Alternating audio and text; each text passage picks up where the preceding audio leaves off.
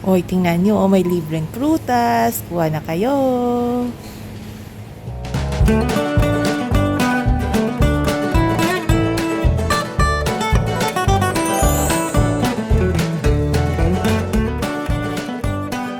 Hello mga friends! Ito po si Girl at ngayon samahan niyo po ako mag-shopping ulit dito sa Woolies.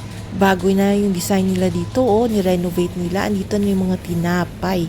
Uy, eto, special to ng mga tinapay dito, naka-display. Kailangan ko bumili ng tinapay pero wag muna ito kasi medyo mahal to eh.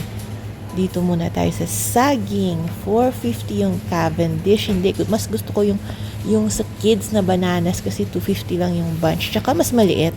Therefore, mas madaling kainin at mas mabilis maubos. Yan.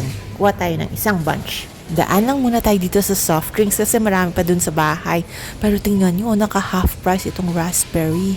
$9 na lang. Gusto yan ni Boy pero wag muna. Ito, favorite ni Miss Maganda, Moscato, $16. Pero dito tayo sa mas healthy gatas. Ito, meron silang lactose-free at light na milk. $1.60 yung isang sisilan. So, kuha tayo ng dalawa. Halika dito, sumama ka sa akin. Meron din sila ito, Dole na drinks. Pine mango, 130. Pero ito yung bibilhin ko, too big. $4.80 yung isang pack na 6 bottles yung sa isang pack. So, kuha tayo ng isa, medyo mabigat to. Ay, nakasale sana yung coconut water o kaya lang inubos nila. Ano ba yan? Tapos, hala, ito, inubos din nila yung bigas. Ito yung pinunta ko dito para bumili ng bigas. Kasi half price ngayon, yung jasmine rice ng Sunrise na brand, inubos nila. Anyway, ito na lang yung bibilhin natin. Yung flea bomb, bombahan natin yung bahay. Ito siya yung pampatay ng mga kung ano-anong mga insekto sa bahay. $20 isang pack of 3. Pero sulit siya. Medyo mahal pero sulit siya. Alam niyo guys, may mga loko-loko din ng mga tao dito sa Australia. Tingnan niyo, kinain nila tapos iniwan ng dyan. Hindi binayaran. Anyway, bili tayo ng cling wrap kasi malapit nang maubos yung supply natin sa bahay. Ito yung bilhin natin yung 150 meters para medyo marami. Ito siya ay $10.50 ang isang box. At total ang dito na rin lang naman tayo. So, bilhin na rin tayo ng baking paper na 15 meters lang. Doon naman siya ay $3.50 ang isang box. Hindi ko kailangan bumili ng posporo pero naisip ko na baka curious kayo kung magkano yung posporo dito sa Australia. So, isang pack may 3 boxes at ang bawat box ay may 90 matchsticks. At ito siya lahat ay $3.50. At kulay red silang lahat, walang pink or blue. Yan, pagtsagaan yung red. Favorite color ni Miss Maganda. Anyway, bili tayo nitong fly swat kasi may mga langaw kung minsan sa bahay. So, $2 yung isang set na dalawa. So, bali $1 bawat isa. Yan, kuha tayo ng blue at saka green para maganda. Yan, nakatali sila.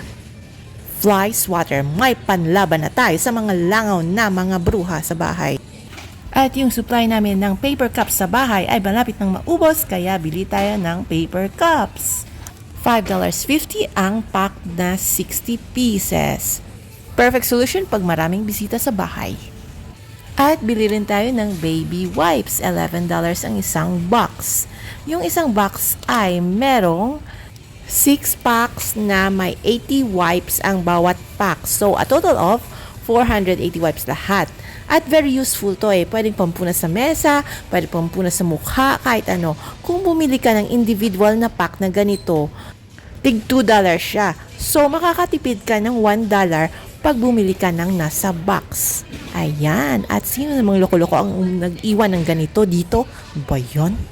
At habang andito tayo sa aisle ng mga pang-babies, nakita ko na discounted pa lang itong mga ganito o yung damit na pang baby. Tamang-tama kasi may pupuntahan kaming birthday party sa sunod na linggo eh. So, magiging okay to na birthday gift para sa baby. Kasi hindi pa naman sila pwede masyado sa mga toys eh. Usually kasi yung mga toys para sa mga 3 years old plus, 1 year old pa lang yung baby. So, perfect ito siya. Sana magustuhan niya yung purple na kulay kasi wala nang ibang kulay. At meron din itong $720 na lang na parang legging siya pero para sa mga baby na gumagapang pa lang, hindi pa naglalakad masyado. So, eto para sa kanila. Ang ganda ng pagka-pink oh. Anyway, kuha tayo ng Lean Cuisine na meal na ito kasi discounted siya, $5.60 na lang. So, kuha tayo ng isa, yung pasta na sun-dried tomatoes.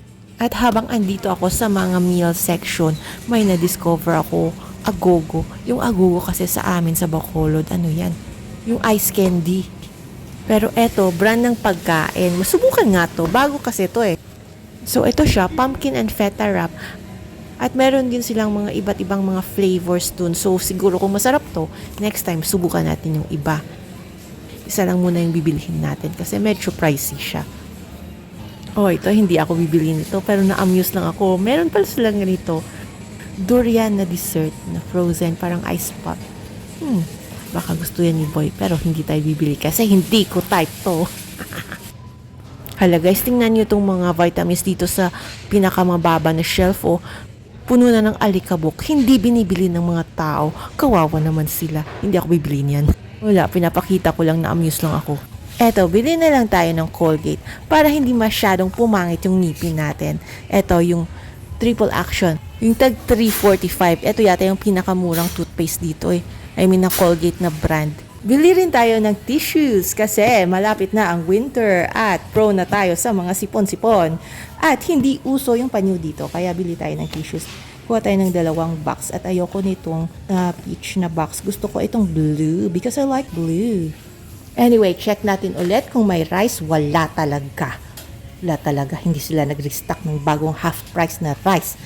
Nako, dito na lang tayo sa kabilang shelf. Tingin tayo ng mga mustard kasi minsan may hot dogs tayo sa bahay na sandwich at wala tayong mustard. At pwede rin to sa potato salad. Ayan, sa mga salad. So, alin kaya dito yung bibilihin ko na mustard?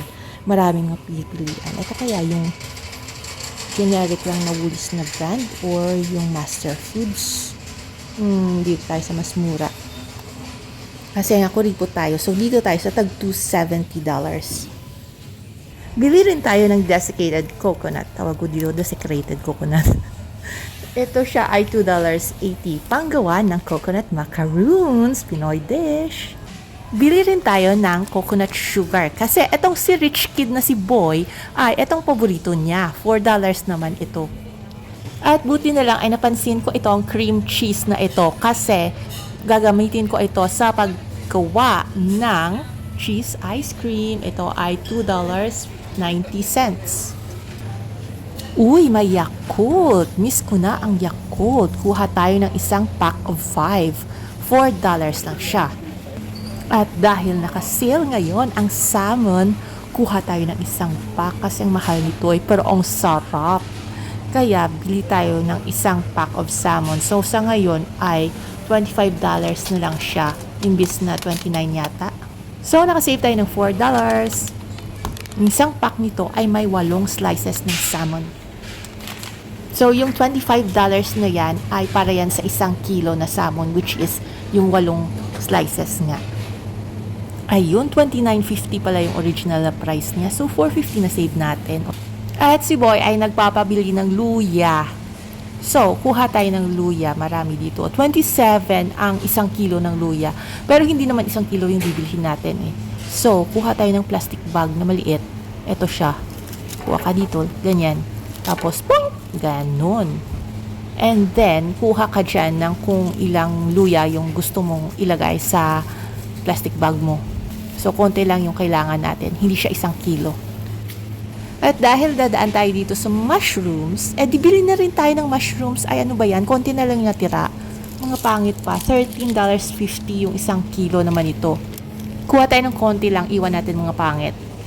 And then, kuha tayo ng Coshart's lettuce. 1 pack na may 2 piraso sa loob ng 1 bag na ito. So, ito siya ay, magkano ba siya ngayon? $3.70. Pwedeng pang salad, pang soup, kung ano-anong ulam. And then, tingnan nyo guys, may free fruits for kids dito. Pwede ka lang kumuha para sa mga anak mo. O, diba? Bongga dito sa Australia. So anyway, ito lang yung laman ng cart ko ngayon kasi wala ngayong bigas. Yun sana yung number 1 ko na gustong bilhin dito eh. Kaya lang wala. Anong magagawa natin? Uwi na lang tayo at umiyak at kumain ng salmon. Bye!